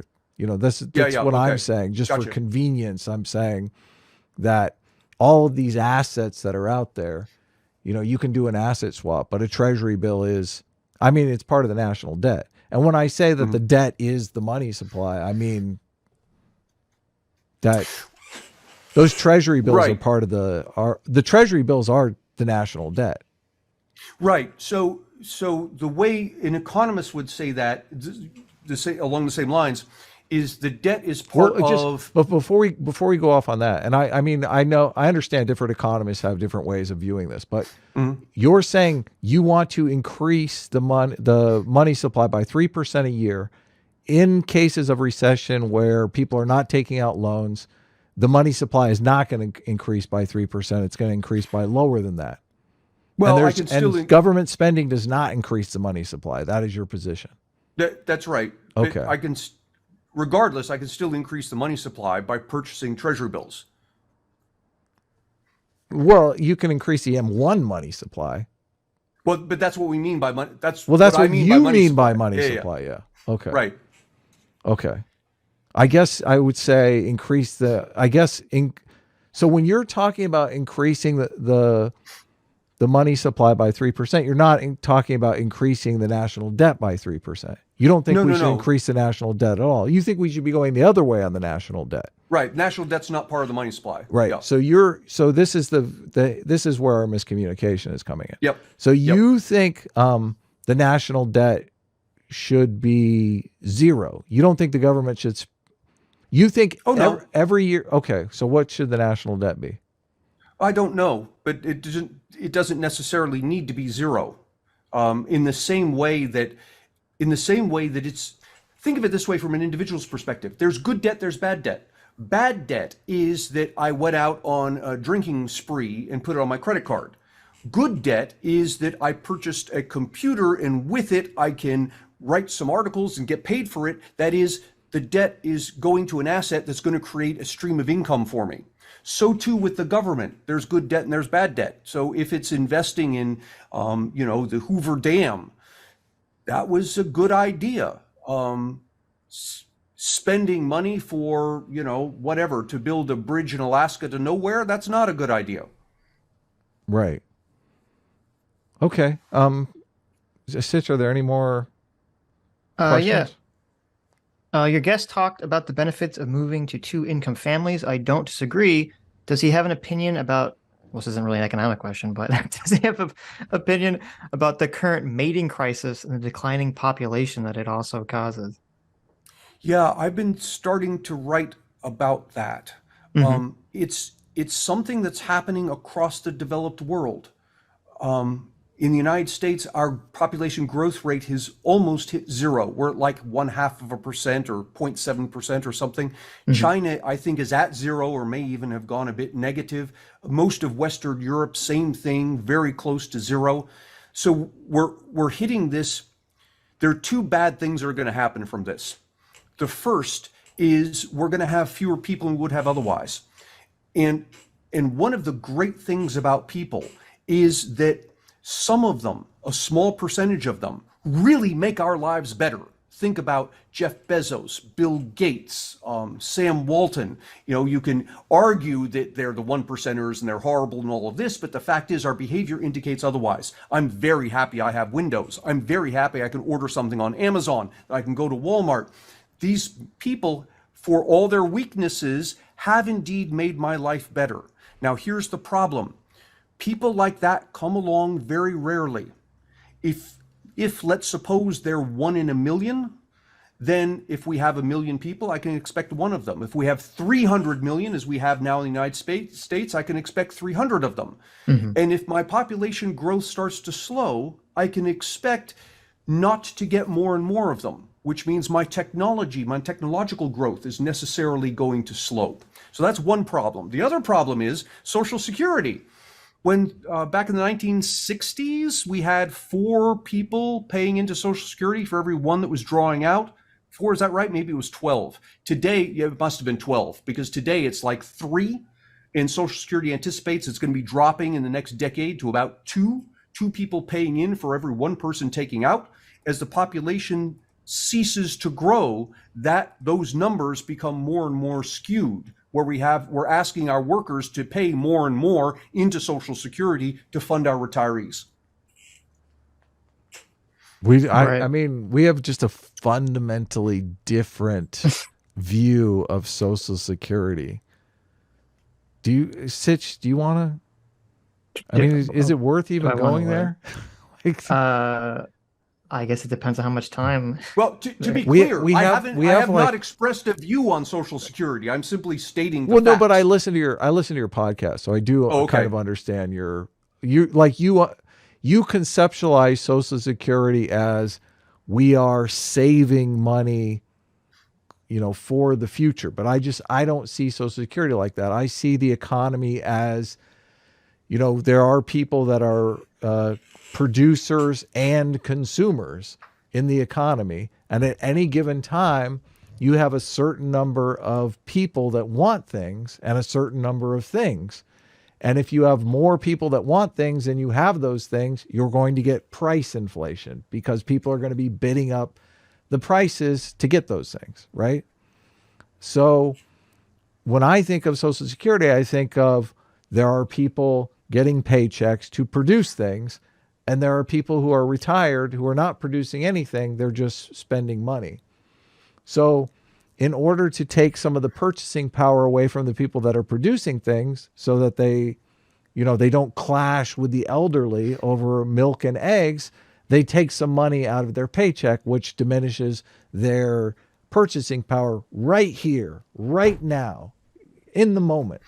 In the future, though, like if eggs are just, we have a Star Trek replicator and you walk up to it and say eggs, then it's the the situation is going to be much different because there's not going to be a limitation on these products and services. That's a gamble. I'm not saying that there's going to be a replicator in the future. Like, we may be in a situation where we have, and obviously this is a problem with Social Security, is if you have, one worker for every 6 elderly, that equation gets way out of balance pretty quickly. Yeah, and I tend to take a simpler view of Social Security. I look at it as an investment, and I ask, so from my perspective, I pay into Social Security throughout my working career, and when I retire, I get money back. That's exactly what an investment is. I have a 401k. It's the same thing. I put money into it, and when I retire, I get money back. And so from that perspective, I ask the question, what's my rate of return on Social Security? And it turns out to be like 1%. And I look at that saying, why am I'm sending a huge chunk of money to Social Security. I'm getting a 1% return for it. My 401k, I'll get 10% on a mediocre year. And so I can't help but look at Social Security and say, this is inefficient. To which other people will say, but hang on, it's not supposed to be an investment. It's supposed to take care of the poorest of the poor. It's supposed to be a safety net for people who have nothing. And to that, I agree 100%. But if that's the intent, then probably 90% of people who are on the Social Security system shouldn't be, because they don't need the safety net. Or let me say it differently, they wouldn't need the safety net if instead of paying 12% into Social Security, they'd put it into a private retirement fund. Well, but if, let's just say Social Security is like the most amazing program ever, and you're making 25% a year return on your investment, and so you're getting back way more Social Security money than you paid in, okay? Because that's what you're concerned with. If you're living in an environment where resources are scarce, it doesn't matter how much money you've got there, because obviously the price of eggs are going to be, $45, $50 for a dozen eggs. Except that they wouldn't be unless you inflated the money supply. No, but wait, just like Milton Friedman said, just like you agreed with, the production side of the equation is just as important as the money supply. If you inflate the money supply 50% and increase production tenfold, you're going to get deflation. Right, and I think you're describing something that's self-contradictory. If the economy isn't growing and your money supply is just moving along at the rate of the economy, then Social Security shouldn't be paying 25% because it's not generating that kind of income. Mm-hmm. The only way for Social Security to pay 25% in a world in which the economy is not expanding at a decent pace is for us to increase the money supply. Well, I mean, obviously, we're just kind of working past our different ways of looking at it. I have one more question. We only have like 30 minutes left. Sitch, do you have, maybe I should not ask this question. Maybe we should go to super chats. Okay, we'll see. Lord Tennyson says, Mr. Davies, do you have any economic books you'd recommend? Oh, yes. Cooperation and Coercion. I and my colleague James Harrigan wrote this. The book came out just, I'm not kidding you, 48 hours before the COVID lockdown. Cooperation and Coercion. It's available on Amazon. And this is the economy looked at through our eyes, an economist and a political scientist. We start off with the question of rights, which moves on to the question of law, which moves on to the question of the economy, which moves on to the question of government and its appropriate role. So if you want kind of a decent overview at an intuitive level of economics and how politics affects the economy, look at that, Cooperation and Coercion. Well, there you go.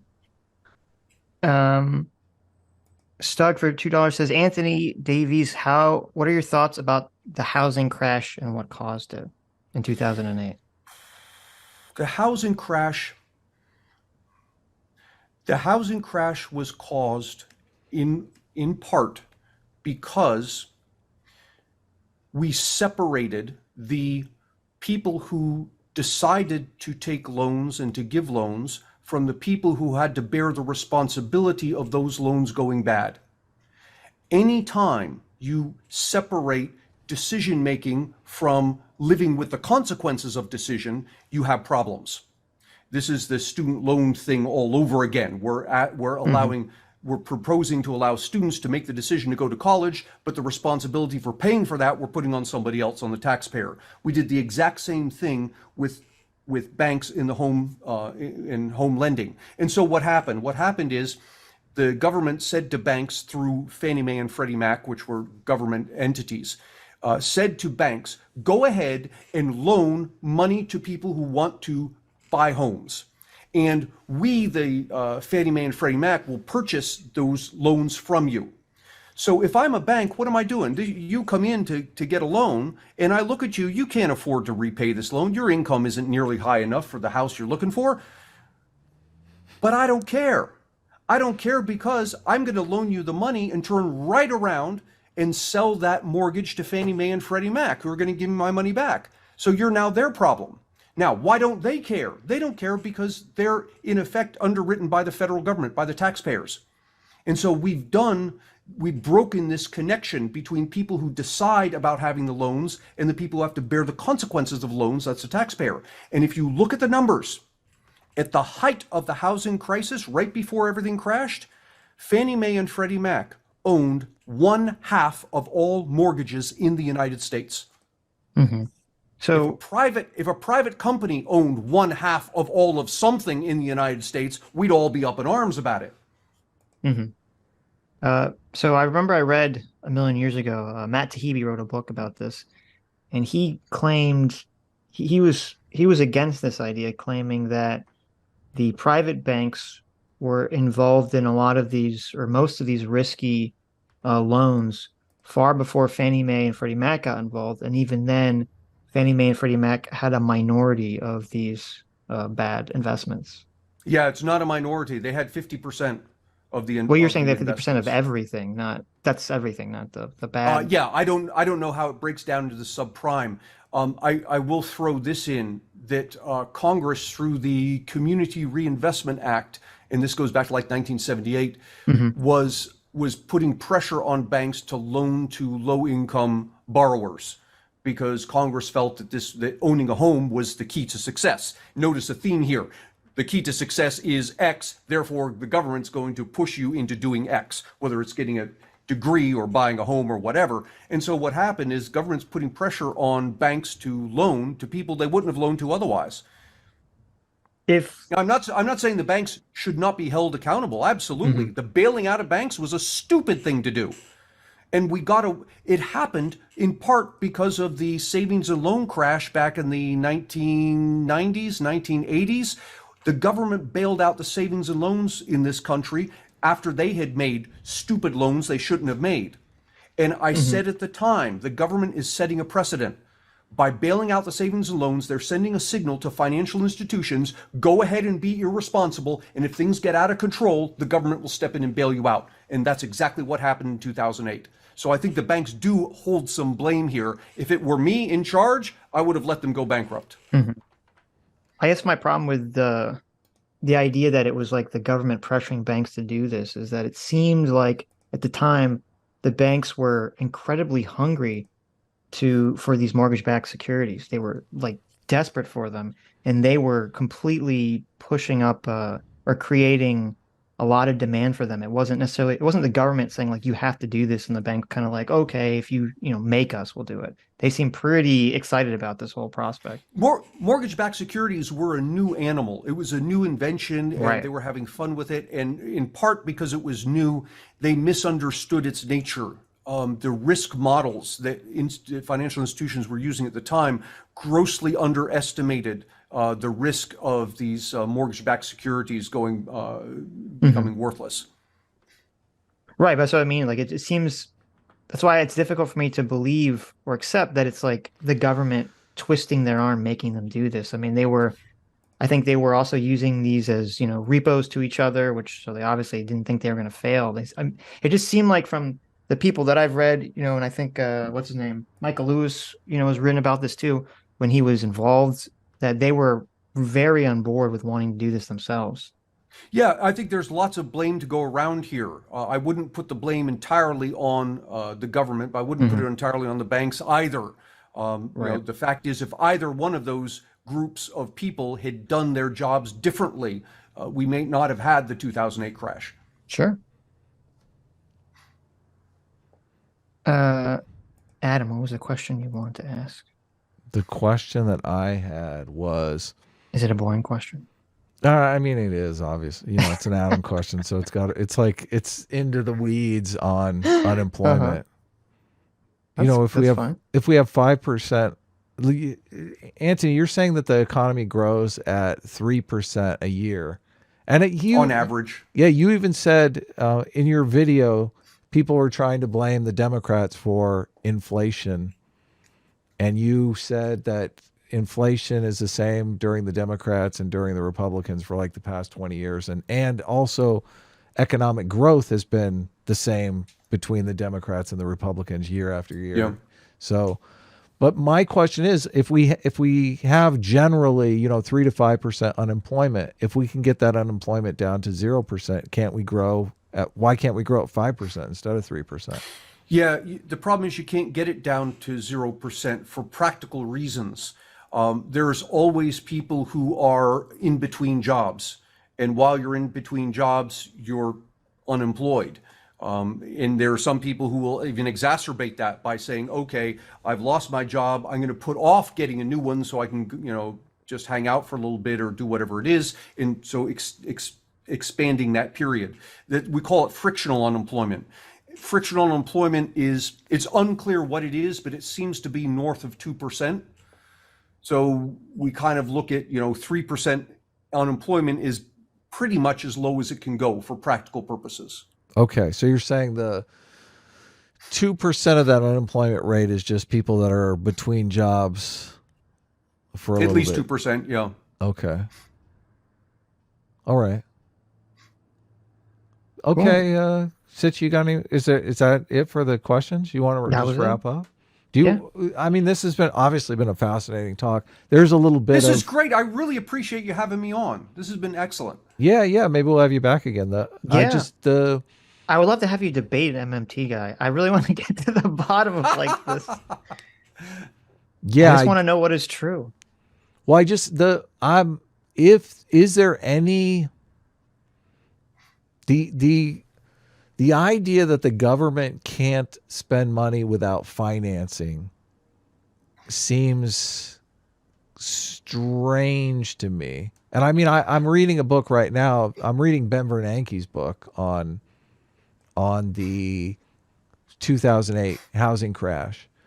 And I've been reading all these economic books, and in all of these economic books, the way that they talk about government spending is, they create the money, they just make it. So what is a decent source that I can get more information about this idea that the Federal Reserve can can cut off government spending? I guess that's a big claim that I'm suspicious Yeah, of. not that it can cut off government spending, but it can refuse to finance deficit spending. Mhm. Right. And you said that's So happened? yeah, yeah, it happens from time to time. One of the times was, I want to say, don't quote me on this, but back when George Bush the first was running for re-election, we were in a recession, and he was putting pressure, to the extent you could put pressure, on the Federal Reserve at the time to expand the money supply, because generally when the economy's good, you get reelected. And whoever it was, I think it was Volcker at the time, said no. Well, they would expand the money supply by raising interest rates, correct? Expand the money supply by Or lowering interest rates, by rather. lowering, yeah, we say lowering interest rates. What they're really doing is purchasing the treasury bills, and that causes the interest rates to fall. Well, when they lower, and the only thing the Fed controls is the Fed funds rate. Obviously, the amount of interest you pay on a home mortgage is determined by market forces. But the Right. Fed controls this very limited interest rate, and it's how much the interest rate banks charge one another when they borrow money from one another.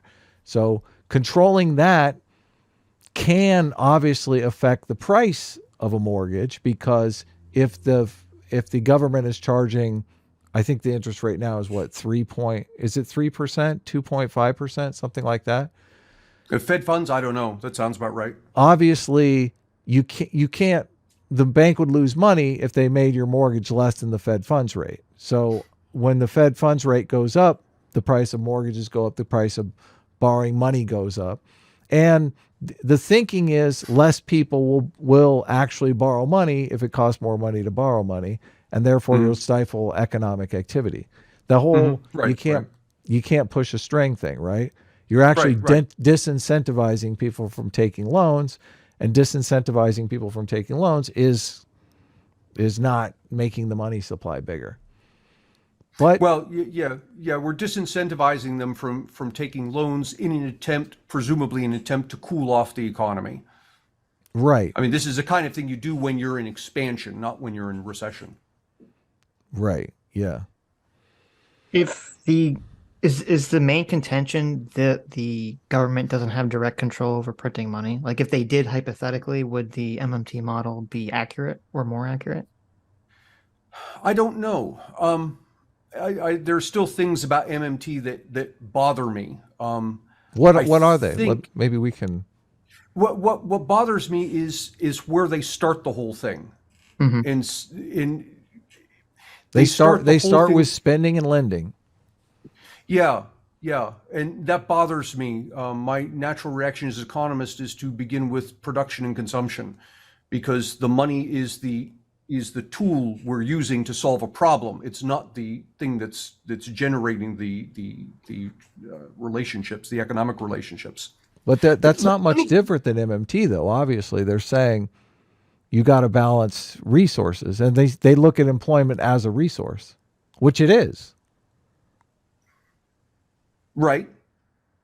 Okay. What were you going to say? Yeah.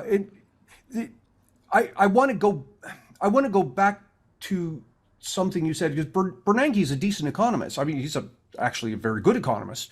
I'm not sure what you read in your textbook, but if it's a mainstream textbook, and if it said something like the government prints money to fund its spending or whatever, then what's going on there is somewhere in the text, the author has said, I'm going to use government, quote unquote, as a generic term to refer to the entire governmental apparatus, from the Federal Reserve to the federal government to the Federal Reserve, the whole thing. So what he's attempting to do is to talk at a very high level without getting into the details of how does this thing actually come about.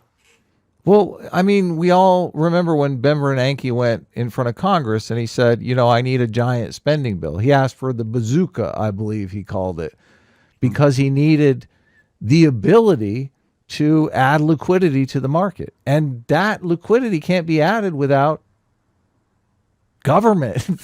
Congress has the keys to the purse.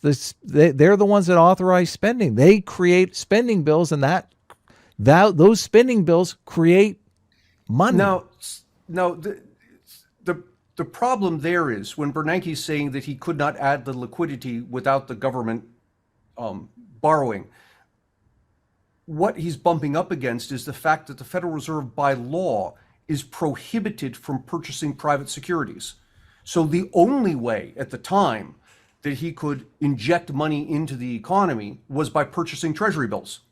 But that's not a phenomenon of the economics, it's a phenomenon of the legalities. Yeah, but now, if there were no treasury bills, we could change the law and say, well, the federal government can purchase, stock in IBM, and it would inject money that way. What are they purchasing the treasury bills with? Wait. So does that, if they can only buy treasury bills, so that means that they can't just create money unless the treasury creates something, right? That's the only way they can inject money? Look, they're buying the treasury bills with cash, though, USD. Right. Yes. Okay. Where does that USD come from? The Federal Reserve prints it. Okay. Right. Or it creates it. No. Out of thin air. You're focusing on the wrong Yes, issue. but that's the Federal Reserve, not the federal government. Right, but so the Federal Reserve or so the Fed who prints the money, they can only create money by when buying the Congress gives them permission to do wi- so. when No. they no, they can only create money when they can buy a treasury bond or Yes. bill, right? Okay. They don't necessarily have to buy it from the federal government. They could buy it They from can buy it from somebody anyone. else. Yeah. Okay. Um, well, actually, someone asked a question about that. They said, do things change? And when they say change, they mean Adam says the debt is the public sector savings, but if other countries own that debt, is it then the other country's savings? Do things change when other countries buy American T-bills?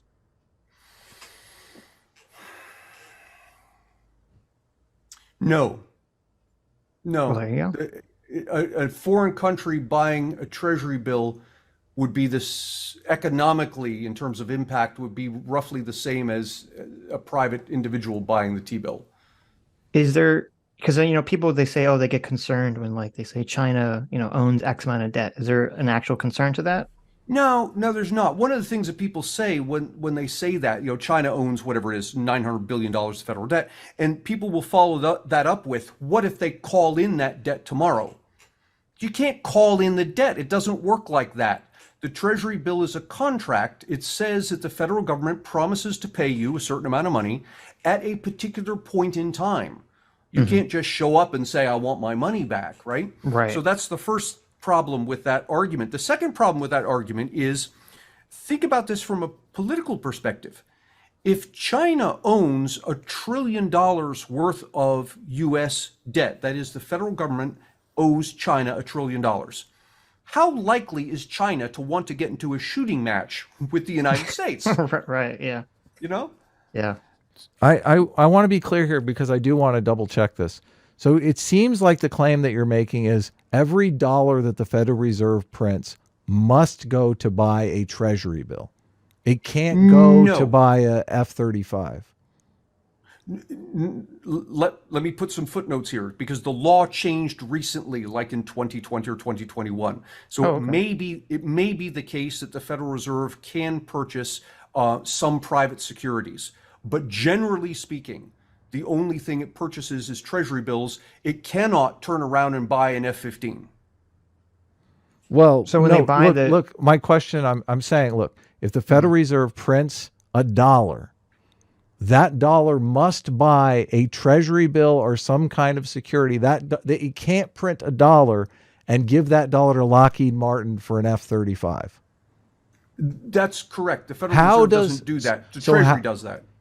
Okay, so the Right. Treasury does it. Right. So yeah, they make the money, they buy the bond, they give the money to the Treasury, and the Treasury turns around and does whatever And the buys spending is. and then buys the Yep. okay. All right. I think the confusion here, and I understand, the Federal Reserve and the Treasury work together. They work in the Federal Reserve is basically the Congress's bank, and the Treasury is the one that creates the money. Although No, you're other way saying it around. Other way backwards. around. Treasury is Congress's bank. The Federal Reserve creates the money. Okay. Right. Is there The a Federal reason, Reserve is the checking account. is there a reason to have this separation? Well, the point of the separation is to prevent the government from having direct control over the money supply. We don't want Congress having the ability to print its own money. So Right. what happens if there's a scenario where like, okay, Congress passes a budget that, adds, X amount of debt to the the budget or whatever. And so the Treasury then creates, Treasury bonds to pay for that. And then the Fed says, well, I don't want to buy these. Is it just that other private entities will then buy the Treasury bonds? Yep. And that's how they raise the money? Yep. Other private entities, foreign governments will purchase them. Mm-hmm. Is there a concern? I know someone else adds this before relating to like, China buying our debt. If China says like, oh, we're going to stop buying, US T-bills, is that going to affect anything, or is the demand for them high enough that it won't make too much of a difference? My knee-jerk guess is that demand is much higher than the quantity that China would be buying at any given year. So my guess is not much of an effect. What creates that demand? Let me rephrase that. Not much of an economic effect. Now, it might have a psychological effect. Right. other people say, well, wait a minute, China's not buying the US debt. Maybe I shouldn't buy it also. Right, right. Yeah, that makes sense. If so, if the Treasury creates, the T bonds and the T bills, why don't they just say, well, instead of having the Fed create more money, we're just only going to sell these exclusively to private entities that want to buy them and then raise money simply through that apparatus. Yeah, well, it can. In fact, that is what happens. The Treasury sells not directly to the Oh, Federal that's on the Reserve. private market, right? Yeah, it sells on the private market. Yeah. Right. Now, what happens in the background is the Federal Reserve, might step in and start purchasing them back from the private market. But that's on the Federal Reserve. I see. Okay. What creates demand for treasuries? What creates demand for treasuries is treasuries are considered a riskless asset. And so riskless assets are valuable to me when I'm building a portfolio. I want a portfolio that gives me the greatest return with the least risk. I can use riskless assets to help build better portfolios. Right. Okay. I agree with that, obviously. So I think that's why the demand for treasuries is so high. A lot of times you'll hear people say, what if nobody shows up to buy our treasury bills? So obviously they're talking about the risk there. Yeah, in fact, the way it works practically, that's not going to happen, because practically what happens is the federal government puts these treasury bills on auction. So nobody might be buying at this price, but let the price come down, people will be buying. There is some price at which people will buy. Right. Mr. 6 says the difference between economics and MMT is like the difference between sociology and law. MMT is a legal theory of money. It only works within its own legal framework. Economics describes behavior based on general economic incentives. That's Do you agree with?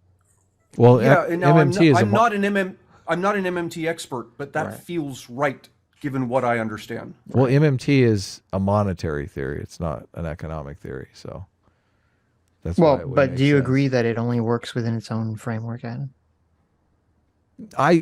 Just like you said in the beginning, Sitch, there is obviously a reality here. I mean, we're exploring kind of the technical aspects of the monetary system, but there is some there. There is a truth, right?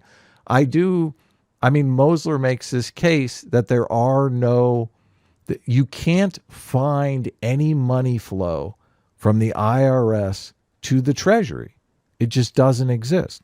So if Antony Davies came out right now and said, oh, look, I found this account right here where the IRS is giving money to the Treasury, he'd be able to show that to the world and say, look, MMT is wrong here. So I keep waiting for somebody to do that, but nobody's doing that. Yeah, and I'm not sure. I mean, first off, I don't know this is the case, but regardless, I don't know that I don't understand why it would have any relevance to the rest of MMT's arguments one way or the other. Well, you are literally saying that taxes pay for spending. And if that is the case, then the IRS should be sending money to the Treasury. And if that's not happening, you're going, okay, why is that not happening? Yeah. I don't know. I don't know the specifics of how the money moves, but I can tell you at some point, the money that comes into the IRS does get to the Treasury. That's how the Treasury has money to spend.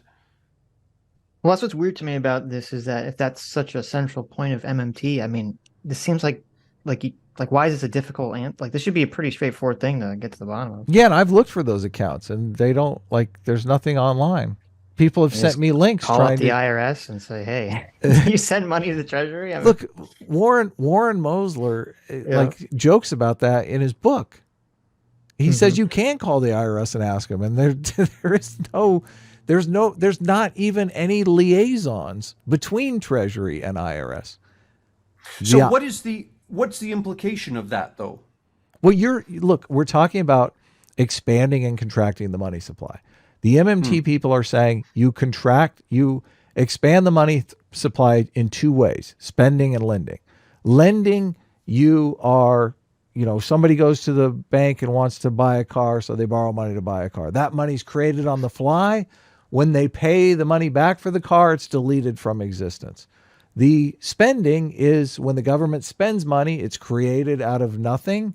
And then when they tax money, it's deleted.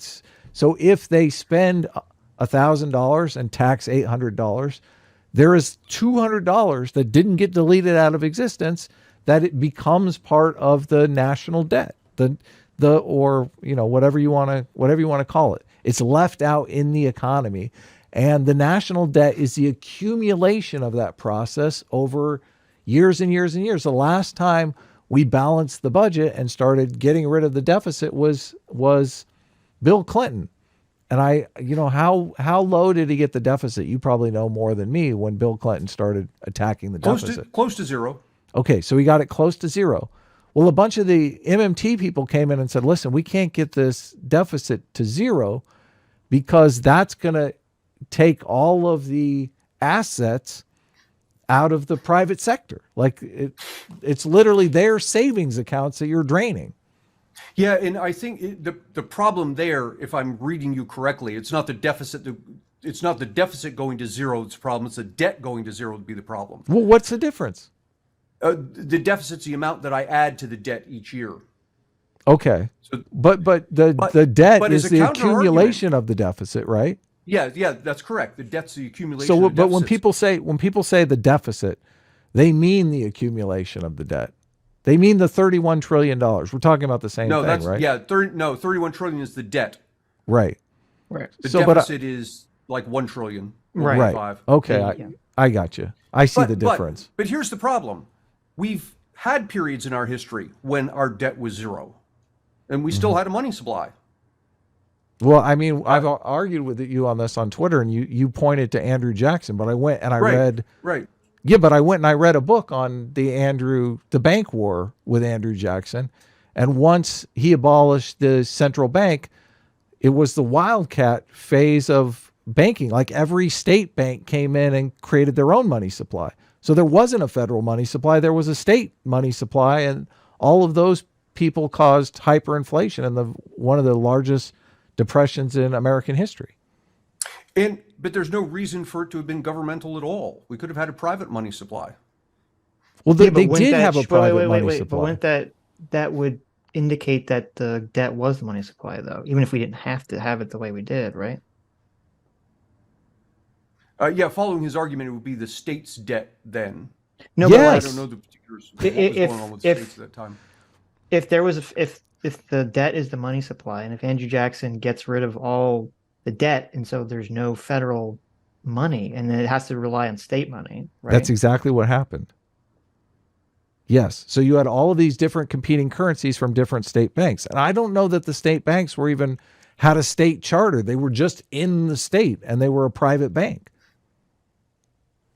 Anyway, we're right at I should read the link. So do you have any closing thoughts before we go, Antony? This was a great conversation. Very fascinating. Yeah, no, I really appreciate it. I'll throw out one thought experiment that we can all think about, and that is, if that's true, what would happen if the Federal Reserve, because it could, what if the Federal Reserve printed $31 trillion and purchased all the treasury bills?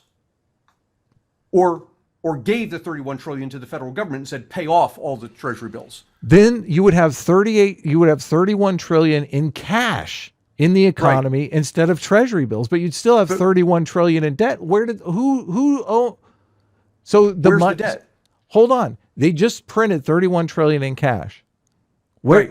So that money's not owed to anyone? Who? No. No. So there would be zero debt, but there would be massive inflation, right? Yeah. there'd be Well, massive not inflation. necessarily. I mean, I think if they created $31 trillion, I assume it just added it to the economy. Well, just because their treasuries were turned into cash, they'd probably be looking for another safe investment vehicle instead of holding the cash. Well, I'm assuming in this situation, yes, you can't buy another. Because they'd be treasury. like the gold would go through the roof because they'd be like, okay, Well, no, I no. don't have a For treasury the- bill, I got to turn this into gold.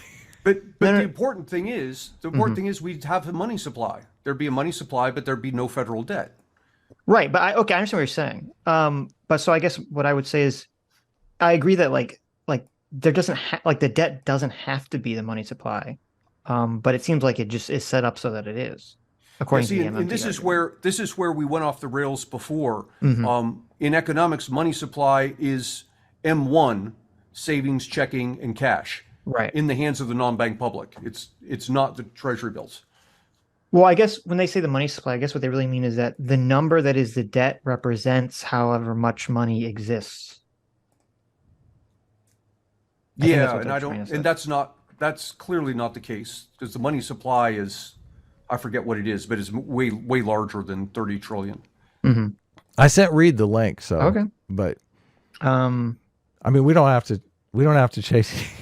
But in any event, I'm opening up another 45-minute discussion here. You asked me Yes, for closing yes. comments. Well, no, Thank you very much. Anthony, we will have you back, guaranteed. Thank you. Like Thank we enjoy arguing about this stuff. mhm. Our chat is generally against us on all of this stuff. I understand that it's much easier to think of the economy in terms of the household. And I know all of a sudden it's snowing. Like I changed the. It's better than those laser beams. What the hell is that? I know. I was hoping you didn't notice that.